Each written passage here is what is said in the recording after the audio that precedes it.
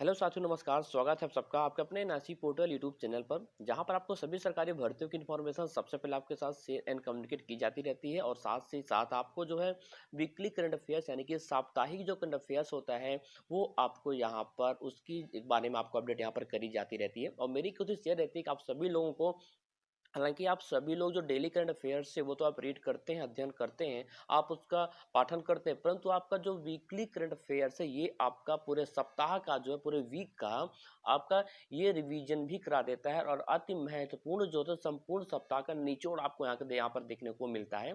यहाँ पर weekly current affairs है 14 जनवरी से 20 जनवरी तक का। सफलता की गारंटी मेरी कोशिश रहती है, पढ़िए वही जो आपके एग्ज़ाम में आए, ठीक है? चलिए आज यहाँ पर स्टार्ट करते हैं। जो 14 जनवरी से 20 जनवरी का करंट अफेयर्स है उसके बारे में जो है तो महत्वपूर्ण प्रश्न है, पूरे संपूर्ण सप्ताह का जो निचोड़ है वो क्या है, आज यहाँ पर आप देखने को आपको मिलने वाला है। और प्रत्येक सप्ताह आपको यहाँ पर current affairs in IC portal YouTube channel पर आपको मिलती रहती है।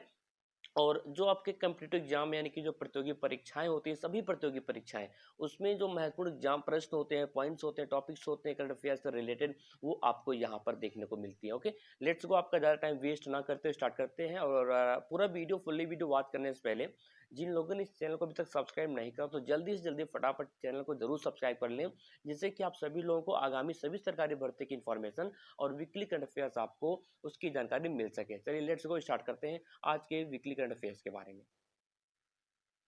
पहले स्टार्ट करते हैं जो वन लाइनर है उसके बारे में। तो वन लाइनर के बाद यहाँ पर जो मल्टीपल चॉइस क्वेश्चंस हैं, प्रश्न और उसके आंसर बहुविकल्पी प्रश्नों के साथ उसको देखेंगे।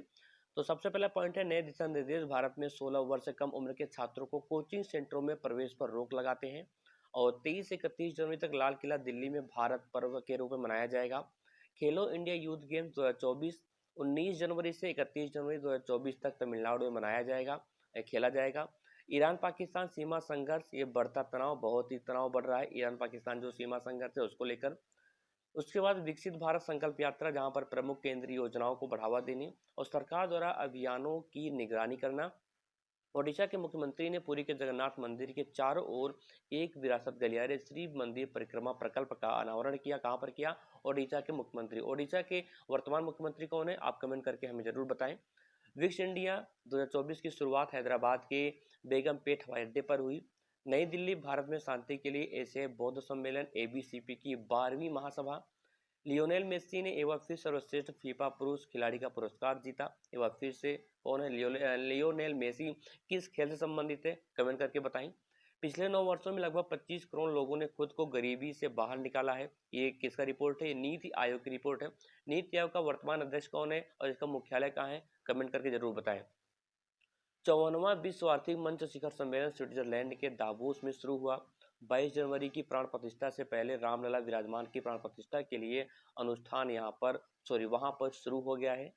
फसल के त्योहार, जहां पर मकर संक्रांति, पोंगल, उत्तरायण और माघ बिहू देश के विभिन्न हिस्सों में मनाए जाते हैं। अब मकर संक्रांति कहाँ का ये फसल त्योहार है, पोंगल कहाँ का है, उत्तरायण और माघ माघ बिहू ये कहाँ के जो है त्योहार है, कमेंट करके जरूर बताना। पीएम जनजातीय आदिवासी न्याय महाअभियान 1 लाख लाभार्थियों की पहली किस्त जारी कर दी गई है। Crown Prince Frederick X Denmark के नए राजा बने हैं। एंड सात्विक साईराज, रंकी रेड्डी और चिराग शेट्टी जो है ये क्या है, ये आपके मलेशिया ओपन सुपर सुपर 1000 के पुरुष युगल के फाइनल में हार गए। कौन कौन हारे हैं? सात्विक साईराज, रंकी रेड्डी और चिराग शेट्टी। मलेशिया जो ओपन सुपर 1000 के पुरुष युगल फाइनल में है, उन्होंने इनको जो है वहां पर हार का सामना करना पड़ा।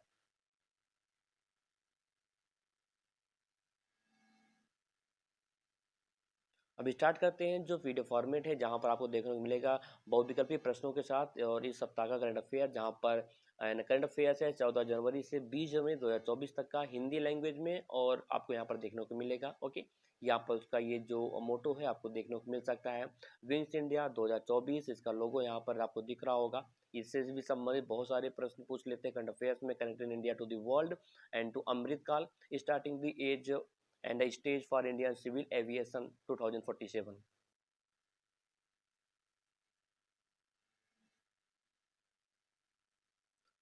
सबसे पहला प्रश्न ये कि खेलो इंडिया यूथ गेम्स 2024 की मेजबानी कौन सा राज्य कर रहा है? इसमें से देखिए पंजाब, तमिलनाडु, कर्नाटक, महाराष्ट्र।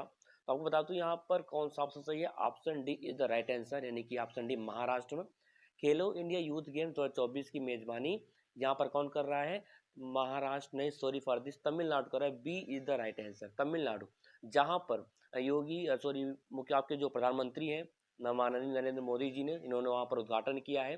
तो खेलो इंडिया यूथ गेम्स 2024 का छठा संस्करण है, जो कि 19 जनवरी 2024 को शुरू हुआ और 31 जनवरी 2024 को समाप्त होगा। इस वर्ष का KIYG तमिलनाडु राज्य के 4 शहरों चेन्नई, कोयम्बटूर, मदुरै और त्रिची में आयोजित किया जा रहा है। देखिए ये जो खेलो इंडिया यूथ गेम्स 2024 है, ये खेलो इंडिया यूथ गेम्स का खेलो इंडिया यूथ गेम्स का कौन सा संस्करण है, ये छठा संस्करण है। कौन सा, छठा संस्करण, ये भी प्रश्न पूछ सकता है, ठीक है।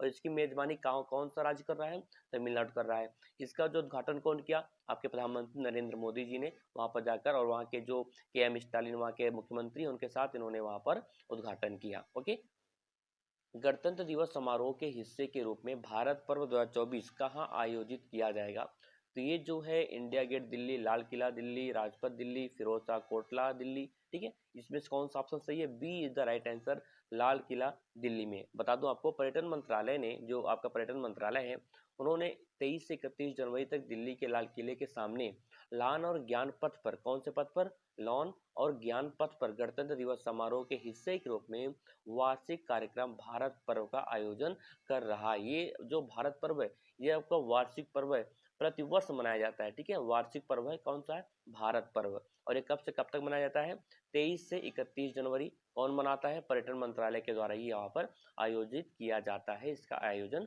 वहां पर होता है। अगला क्वेश्चन है कि नए दिशा निर्देशों के अनुसार कोचिंग सेंटरों में नामांकन के लिए छात्रों की न्यूनतम आयु क्या निर्धारित करी गई है। इससे ही संबंधित आपका पहला प्रश्न था, फर्स्ट क्वेश्चन था। तो यहाँ पर 16 वर्ष, यानी कि जो 16 वर्ष कम उम्र के बालक हैं, जो अभ्यर्थी हैं, विद्यार्थी हैं, स्टूडेंट्स हैं, उनकी नामांकन पर जो है यहाँ पर रोक लगा दी है। यानी कि न्यूनतम नामांकन आयु, कोई भी कोचिंग सेंटर 16 वर्ष से कम उम्र के छात्रों का नामांकन अब नहीं कर सकता, उनको टीच नहीं कर सकता है, ये बिल्कुल यहाँ पर रोक लगा दिया। ऐसा कोई करता हुआ पाया जाता है तो उसके ऊपर उचित कार्यवाही प्रावधान के अनुसार किया जाएगा। विकसित भारत संकल्प यात्रा का प्राथमिक उद्देश्य क्या है, पर्यटन को बढ़ावा देना, राजनीतिक रैली आयोजित करने के लिए, या फिर जागरूकता पैदा करना और विकास एवं कल्याणकारी योजनाओं में जनता की भागीदारी सुनिश्चित करना, या फिर डी ऑप्शन सांस्कृतिक उत्सव का आयोजन करना। तो C is the right answer. देख सकते हैं कि जागरूकता पैदा करना और विकास एवं कल्याणकारी योजनाओं में जनता की भागीदारी सुनिश्चित करना ही ये विकसित भारत संकल्प का, ये यात्रा का प्राथमिक उद्देश्य है। अब विकसित भारत संकल्प यात्रा भारत सरकार द्वारा ये किया जाता है और प्रमुख केंद्रीय योजनाओं को बढ़ावा देने और निगरानी करने के लिए एक राष्ट्रव्यापी अभियान है, जो कि किसके द्वारा होता है, ये भारत सरकार के द्वारा जो है योजना को, जो सरकारी योजनाएं होती है, केंद्रीय योजनाएं होती हैं, उनको बढ़ावा देना, जन जन तक उस योजनाओं के बारे में जानकारी पहुंचाना, इसका जो है अभियान का उद्देश्य होता है। ईरान और पाकिस्तान के बीच हालिया तनाव का मुख्य कारण क्या है। जो ईरान और पाकिस्तान के बीच अभी पिछले कुछ दिनों, एक पहले तो ईरान ने पाकिस्तान पर अटैक किया था, फिर पाकिस्तान ने ईरान पर भी मिसाइल अटैक किया, ठीक है। तो उसका जो तनाव है दोनों के बीच, दोनों के बीच देशों के मध्य जो तनाव उत्पन्न हुआ, पैदा हुआ है, उसका मुख्य कारण क्या है, तो उसका मुख्य कारण है सीमा विवाद, यानी कि B is the right answer. Iran और पाकिस्तान के बीच हालिया हमलों ने मध्य पूर्व में अस्थिरता को लेकर चिंता बढ़ा दी है। दोनों देशों ने एक दूसरे के ऊपर जो है हमले कर दिए, एक एक बार ऐसा फिलहाल हो चुका है। बौद्ध धर्म का जन्म किस देश में हुआ, आप सभी जानते हैं जिन्होंने बौद्ध धर्म पढ़ा, जैन धर्म पढ़ा, ठीक है। आपके जो हिस्ट्री होते हैं उसमें भी आप मिल सकता है आपको, ठीक है। तो इसका जो बौद्ध धर्म का जन्म है वो भारत में हुआ था। एशियाई बौद्ध सम्मेलन फॉर पीसी, जिसको शॉर्ट में कहते हैं ABCP, इसकी जो 12वीं महासभा का उद्घाटन 17 जनवरी 2024 को नई दिल्ली में हुआ और भारत में उपराष्ट्रपति जगदीप धनखड़ द्वारा इसका जो है उद्घाटन किया गया, ठीक है। तो कहाँ हुआ इसका आयोजन, नई दिल्ली में। इसका उद्घाटन कौन किया, और जो आपके वाइस प्रेसिडेंट है भारत के, कौन है, जगदीप धनखड़ जी ने, इन्होंने जो है इसका उद्घाटन भी किया। और कौन सी ये बैठक, ये 12वीं महासभा का उद्घाटन किया इन्होंने, ठीक है। ये भी ध्यान रखना, कभी कभी पूछ लेता है कि 11वीं कहाँ हुआ था, ठीक है। इसका 11वीं महासभा का उद्घाटन कौन किया था? 12वीं का कौन किया? 12वीं का कौन किया है? यहाँ पर आपके जो उपराष्ट्रपति हैं जगदीप धनखड़ जी ने 12वीं महासभा का उद्घाटन कब किया? 17 जनवरी 2024 को। कहाँ पर किया? नई दिल्ली में। ठीक है। एक प्रश्न से बहुत सारे प्रश्न निकलते हैं, बस आपको थोड़ा कंसंट्रेट करना होता है, आपको ध्यान देना होता है। ठीक है। और जो भी पॉइंट्स आपको समझ नहीं आते, वन टाइम आपको लर्न नहीं होता है, याद नहीं होता है, बिल्कुल आप वीडियो को रिपीट करके वॉच करें। ठीक है। देखें अच्छे से। ये फ्री ऑफ कॉस्ट है, निःशुल्क, कोई चार्जेस नहीं आपसे लिए जाते यहाँ पर। जनवरी 2024 में विंग्स इंडिया 2024 कार्यक्रम कहाँ आयोजित हुआ? तो ये कहाँ पर हुआ? मुंबई हवाई अड्डे, बेगमपेट हवाई अड्डा हैदराबाद, पालम हवाई अड्डा नई दिल्ली, या फिर सफदरगंज हवाई अड्डा नई दिल्ली। तो B is the right answer, यानी कि बेगम पेट हवाई अड्डा हैदराबाद में है। कभी कभी ये भी पूछ लेता है बेगम पेट हवाई अड्डा कहाँ पर है, किस राज्य में है? तो ये हैदराबाद में है। ठीक है। राज्य पूछ लेता है या शहर का नाम पूछ लेता है। तो कहाँ पर है? हैदराबाद में है। तो विंग्स इंडिया 2024 कार्यक्रम कब मनाया गया? 28 जनवरी 2024 को हैदराबाद के बेगमपेट हवाई अड्डे पर शुरू हुआ। इसकी शुरुआत कहाँ हुई? बेगमपेट हवाई अड्डे पर। कब हुई? 18 जनवरी 2024 को किसकी शुरुआत हुई? विंग्स इंडिया 2024 जो कार्यक्रम है इसकी शुरुआत। 12वीं सदी का श्री जगन्नाथ मंदिर किस शहर और राज्य में स्थित है? जो 12वीं सदी का श्री जगन्नाथ मंदिर है वो किस शहर और किस राज्य में है? ठीक है। तो ये आप सभी जानते हैं, पुरी कहाँ पर है, किस राज्य में आता है? ओडिशा में आता है। तो MMPP पुरी के 12वीं सदी के श्री जगन्नाथ मंदिर के आसपास एक विशाल परिधीय विकास परियोजना है। तो ये कहाँ पर आता है? पुरी ओडिशा। जो कि अगर शहर का नाम पूछ ले, सिटी का नाम पूछ ले, तो ऑप्शन में अगर शहरों का नाम है तो पुरी लगाइएगा। यदि राज्य का नाम है ओडिशा, पश्चिम बंगाल, तमिलनाडु, केरला, तो आप ओडिशा टिक करेंगे। तो ध्यान देगा, इसलिए मैंने दोनों ऑप्शन यहाँ पर दे दिया आपको। ठीक है। जिससे कि अगर से संबंधित शहर या राज्य पूछे तो आप वहां पर बता लें। ओके। नीति आयोग के अनुसार पिछले 9 वर्षों में भारत में गरीबी दर में कितनी गिरावट दर्ज की गई है? जो नीति आयोग है इसके वर्तमान अध्यक्ष कौन है? आप कमेंट करके जरूर बताना। ठीक है। नीति आयोग के वर्तमान अध्यक्ष कौन है? तो यहाँ पर इसका राइट आंसर क्या है? C is the right answer. 29% से लगभग 11%। तो पिछले 9 वर्षों में भारत में गरीबी दर में गिरावट आई है। तो नीति आयोग के अनुसार पिछले 9 वर्षों में भारत में लगभग 25 करोड़ लोगों ने खुद को गरीबी से बाहर निकाला है। ये किसका रिपोर्ट है? ये रिपोर्ट है नीति आयोग की। और उल्लिखित 9 वर्षों की अवधि में गरीबी दर 29% से घटकर कहाँ पर आ गई? 11%, यानी कि 11% हो गई है। गरीबी दर जो है वो पहले 29% थी। कब? 9 साल पहले, 9 ईयर्स एगो। ओके। परंतु अब वर्तमान समय में कितना है? प्रेजेंट में कितना है? 11%, यानी कि 11% गरीबी रेखा है। ठीक है। इसको भी बहुत अच्छे से ध्यान दीजिएगा।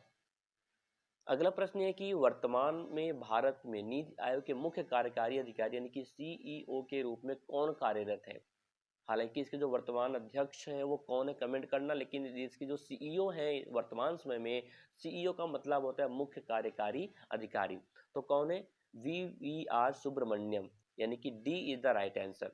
तो नीति आयोग के CEO VVR सुब्रमण्यम ने इस बात पर जोर दिया कि 8 से 9 वर्षों में पूर्ण गरीबी को आधे से कम करना एक उल्लेखनीय उपलब्धि है जो दुनिया के सामने अपने SDG लक्ष्यों की दिशा में भारत की प्रगति को प्रदर्शित करती है। अच्छा, ये भी प्रश्न पूछ सकते हैं आपसे कि जो ये गरीबी दर की रिपोर्ट आई है, ठीक है, इसको कौन प्रस्तुत किया? जो नीति आयोग के CEO हैं वो किए हैं। वो कौन है? VVR सुब्रमण्यम ने ये रिपोर्ट जो है प्रस्तुत करी है। ये भी ध्यान दीजिएगा। जनवरी 2024 में फीफा फुटबॉल पुरस्कार समारोह में सर्वश्रेष्ठ फीफा पुरुष खिलाड़ी का पुरस्कार किसने जीता? फीफा फुटबॉल पुरस्कार के बारे में पूछ रहा है 2024 का, ध्यान रखना। और कौन सा? पुरुष खिलाड़ी का, ना कि महिला खिलाड़ी का। तो Kylian Mbappe, Erling Haaland, Lionel Messi, Aitana Bonmati. तो कौन जीता है? ये आप सभी जानते हैं कि लियोनेल मेसी ने ही जीता है। ठीक है। जैसे कि इनके बारे में पहले आपको बता भी चुका, इनको कोई अवार्ड भी मिला। अभी वन लाइनर में इसके बारे में हम चर्चा किए थे। ठीक है। तो लियोनेल मेसी जो है, C is the right answer. Okay. Lionel Messi ने लंदन में फीफा फुटबॉल पुरस्कार समारोह में सर्वश्रेष्ठ फीफा पुरुष खिलाड़ी का पुरस्कार जीता। और मेसी ने पिछले 4 वर्षों में तीसरी बार यह पुरस्कार हासिल किया। यानी कि ये जो है तकरीबन 4 बार ये पुरस्कार हासिल कर चुके हैं लियोनेल मेसी। अगला क्वेश्चन ये है कि जनवरी 2024 में पुरस्कार समारोह में किस महिला फुटबॉल खिलाड़ी को सर्वश्रेष्ठ फीफा महिला खिलाड़ी का पुरस्कार मिला था? तो यहाँ पर एटाना बोनमती, ये कौन है? B is the right answer. Aitana Bonmati को मिला था। क्या मिला था इनको? जनवरी 2024 में इनको क्या मिला था? महिला फुटबॉल खिलाड़ी को सर्वश्रेष्ठ फीफा महिला खिलाड़ी का पुरस्कार इनको प्रदान किया गया था। स्पेन और बार्सिलोना की स्ट्राइकर है ये एटाना बोनमती को सर्वश्रेष्ठ फीफा महिला खिलाड़ी का पुरस्कार यहाँ पर दिया गया। अगर महिला की बात करें तो एटाना बोनमती, यदि पुरुष की बात करें तो कौन? Lionel Messi. ध्यान रखना इस बात का। मकर संक्रांति, पोंगल, उत्तरायण और माघ बिहू त्योहारों का क्या महत्व है? क्या ग्रीष्म ऋतु का अंत? नहीं। मानसून की शुरुआत? नहीं। बसंत का उत्सव? नहीं। यानी कि सी इज द राइट आंसर, क्योंकि सर्दी की समाप्ति और लंबे दिनों की शुरुआत। मकर संक्रांति, पोंगल, उत्तरायण, क्योंकि जब सूर्य उत्तरायण में जाते हैं तभी जो है दिन बड़ा होता है। जब दक्षिणायन में होते हैं, ठीक है, तब जो है कम होता है। उत्तरायण में जब जाते हैं दिन उसमें बड़ा शुरू हो जाता है। तो फसल के त्योहार मकर संक्रांति, पोंगल, उत्तरायण और माघ बिहू ये 15 जुलाई 2024 को देश के विभिन्न हिस्सों में मनाए गए। और यहाँ पर कुछ गलती मिस्टेक हो रहा है, ठीक है, मिस्टेक कुछ हो रहा है यहाँ पर, मैं फाइंड आउट करता हूँ, 1 मिनट मुझे दीजिएगा।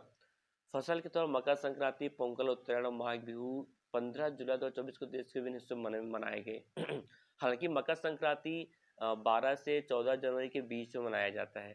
सॉरी, यहाँ मंथ आई थिंक गलत हो गया है, ठीक है। तो ये त्योहार सर्दियों के अंत और लंबे दिनों की शुरुआत के क्या है, ये उनके क्या है, प्रतीक है। यहाँ पर जो जुलाई है, जुलाई नहीं होना चाहिए था, ये मिस्टेक हो गया है, इसको आप करेक्शन कर लीजिएगा, ठीक है, जनवरी होना चाहिए। अगला प्रश्न है कि श्री राम जन्मभूमि परिसर में रामलला विराजमान के लिए प्राण प्रतिष्ठा कार्यक्रम कब शुरू होगा? आप सभी भली भांति इससे अपडेट हैं, परिचित भी हैं, ठीक है। तो 22 जनवरी 2024 बिना आंख बंद करके आप लगा दोगे, मुझे ये पूर्ण विश्वास है, ठीक है, पूरी अभिलाषा है कि आप सही करोगे प्रश्न। और एक बात ध्यान दीजिए, इस बार करंट अफेयर्स में जो है ना, राम जन्मभूमि से, भगवान राम के अयोध्या से ना बहुत सारे प्रश्न बनने वाले हैं, बिल्कुल इसको आप ध्यान दें। इससे संबंधित मैं एक स्पेशल वीडियो बनाऊंगा एक दिन समय निकाल के, आप जरूर उसको वॉच करना। तो 22 जनवरी 2024 को श्री राम जन्मभूमि परिसर में रामलला विराजमान के लिए प्राण प्रतिष्ठा कार्यक्रम 16 जनवरी 2024 से शुरू हो गया है और यह कार्यक्रम 21 जनवरी तक जारी रहेगा, जबकि अभिषेक जो समारोह है वो 22 जनवरी को निर्धारित किया गया है। और यहाँ पर आपके प्रधानमंत्री नरेंद्र मोदी जी यहाँ पर वो जो अभिषेक करेंगे। विश्व आर्थिक मंच की 54वीं वार्षिक बैठक कहाँ हो रही है? तो ये कहाँ हो रही है? न्यूयॉर्क में? नहीं। पेरिस में? नहीं। टोक्यो जापान में? नहीं। देखिए न्यूयॉर्क कहाँ पे? इस प्रश्न जो आपको ऑप्शन दिख रहा है, इस ऑप्शन में विकल्प में भी आपको बहुत सारे प्रश्न मिल जाएंगे जीके से, जीएस से संबंधित। न्यूयॉर्क कहाँ है? यूएसए में है। पेरिस कहाँ है? फ्रांस में है। टोक्यो कहाँ है? जापान में है, जापान की राजधानी है। Davos Switzerland. तो C is the right answer, Davos में। तो विश्व आर्थिक मंच की जो 54वीं वार्षिक बैठक है वो 15 जनवरी 2024 को मनाएगी। कहाँ पर? स्विट्जरलैंड के दावोस में शुरू हो गई है। कब शुरू हो गई? 15 जनवरी 2024 को। तो दावोस कहाँ है? दावोस है स्विट्जरलैंड में, ये ठीक है। अगला प्रश्न ये कि विश्व आर्थिक मंच की 54वीं वार्षिक बैठक का विषय क्या था? हालांकि 15 जनवरी को स्विट्जरलैंड के दावोस में तो हुआ, लेकिन इसका जो मेन सब्जेक्ट है, विषय क्या है, सब्जेक्ट क्या है? तो इसका सब्जेक्ट है विश्व का पुनर्निर्माण, सॉरी विश्वास का पुनर्निर्माण। सम्मेलन का विषय है पुनर्निर्माण ट्रस्ट है, जो नई प्रौद्योगिकियों द्वारा प्रस्तुत अवसरों की खोज और निर्णय लेने और वैश्विक साझेदारी पर उनके प्रभाव पर केंद्रित करती है। तो जो विश्व आर्थिक मंच की बैठक हुई है 54वीं, इसका विषय ये है कि विश्वास का पुनर्निर्माण करना। ओके, इसकी थीम क्या है आप हमें कमेंट करके जरूर बताना। मलेशिया ओपन सुपर 1000 में पुरुष युगल फाइनल में भारतीय खिलाड़ी कौन थे? ये वन लाइनर में बता चुका हूं आपको, सात्विक साईराज, रंकी रेड्डी और श्रीकांत किदाम्बी, जो कि फाइनल में दोनों हार चुके हैं। ओके, तो ये है 14 जनवरी 2024 को मलेशिया ओपन 1000 में पुरुष युगल फाइनल में सात्विक साईराज, रंकी रेड्डी और चिराग शेट्टी को करीबी हार का सामना करना पड़ा, यानी कि फाइनल में जाकर इनको हार का सामना करना पड़ा। ये बड़ा उपलब्धि थी, हालांकि फाइनल में पहुंचना बहुत बड़ी बात होती है, इतनी छोटी सी बात नहीं होती। 14 जनवरी 2024 को रानी मार्ग्रेट द्वितीय के बाद डेनमार्क के नए राजा के रूप में कौन नियुक्त किए गए? तो यहाँ पर कौन किए गए? Prince Frederick X, B is the right answer. Crown Prince Frederick X 14 जनवरी 2024 को डेनमार्क के नए राजा बने। इनके पहले कौन थी? रानी मार्ग्रेट द्वितीय थी, यानी कि रानी मार्ग्रेट सेकंड जो थी वहां की महारानी थी, लेकिन उनके बाद नए राजा बने हैं। कौन बने हैं? Crown Prince Frederick. कब बने? 14 जनवरी 2024 को। प्रधानमंत्री जनजाति आदिवासी न्याय महाअभियान, जिसको कहते हैं शॉर्ट में पीएम जनमन, के लाभार्थी कौन है? तो इसके लाभार्थी कौन है? जो विशेष रूप से कमजोर जनजाति समूह है, जिसको शॉर्ट में पीवीटीजी कहते हैं, विशेष रूप से कमजोर जनजाति समूह, ये उनके लाभार्थी हैं। अब इनके बारे में जरा विस्तृत जानकारी लेते हैं, आपको बताते हैं। प्रधानमंत्री नरेंद्र मोदी ने 15 जनवरी 2024 को प्रधानमंत्री जनजाति आदिवासी न्याय महाअभियान के तहत प्रधानमंत्री आवास योजना ग्रामीण के 1 लाख लाभार्थियों की जो पहली किस्त है वो जारी कर दी है, उनको दे दिया है। और विशेष रूप से कमजोर जो जनजातीय समूह हैं, उनके समूहों के जो सामाजिक आर्थिक कल्याण के लिए पीएम जनमन पहल पिछले साल नवंबर में शुरू की गई थी। यानी कि जो ये योजना है, ये प्रश्न पूछ सकता है एग्जाम में कि ये योजना कब शुरू की गई, कौन सी योजना? प्रधानमंत्री जनजाति आदिवासी न्याय महाअभियान। ये योजना कब शुरू की गई? ये पिछले साल नवंबर में, यानी कि नवंबर 2023 में शुरू की गई थी। इस बात का विशेष ध्यान रखना। कौन सी योजनाएं हैं? प्रधानमंत्री जनजाति आदिवासी न्याय महाअभियान योजना। ये कब शुरू की गई? ये नवंबर 2023 में। तो आज का ये कुछ इंपॉर्टेंट क्वेश्चन थे जो आपको देखने को मिले। अगर कोई कंफ्यूजन लगता है, मिस्टेक, हालांकि मिस्टेक कोई नहीं किया था टीम की तरफ से। टीम पहले क्वेश्चन को बनाती है, उसके बाद एनालिसिस करती है, देन आफ्टर आपके पास से आपके साथ यहाँ पर शेयर की जाती है। ठीक है, तो कोई कंफ्यूजन हो बिल्कुल कमेंट करके पूछ सकते हो आप।